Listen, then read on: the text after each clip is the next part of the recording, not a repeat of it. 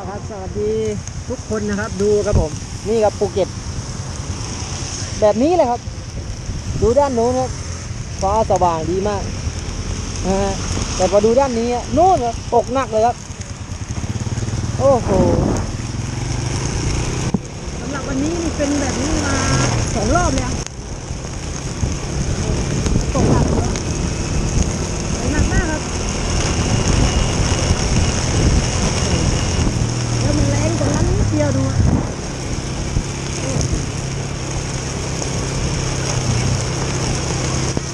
ยอดเลยครับภูเก็ต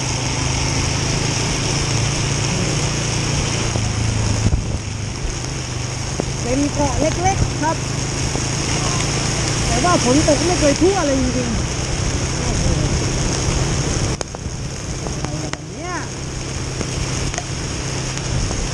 ไม่รู้จะไม่สบายช่วงไหนของชีวิตดีเลยครับถ้าอากาศแบบนี้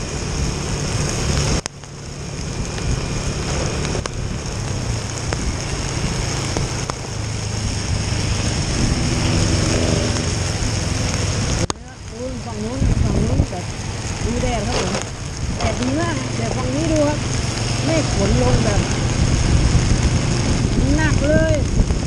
นะโอ้ต้องขับช้าๆครับผมดูแดดดูแดดตรงนี้แรงแล้วเห็นไหมครับสนุกไหมครับตรงนี้แห้งนะครับแห้งดู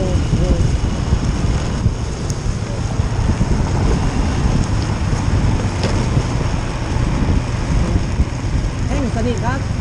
ตรงนี้แห้งสนิทเลยเดี๋ยวผมไปดูด้านนู้นกำลังตกหนักเลยครับผมในซอยหน้าในแต่ดูซอยนี้ไม่ตกครับซอยนี้ก็ไม่ตกครับผม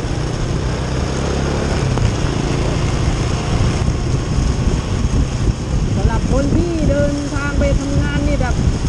เซ็งเลยนะพอกลับมาแล้วเจอฝนบอกที่ทำงานว่าโอ้ฝนตกหนักใครมันจะเชื่อดี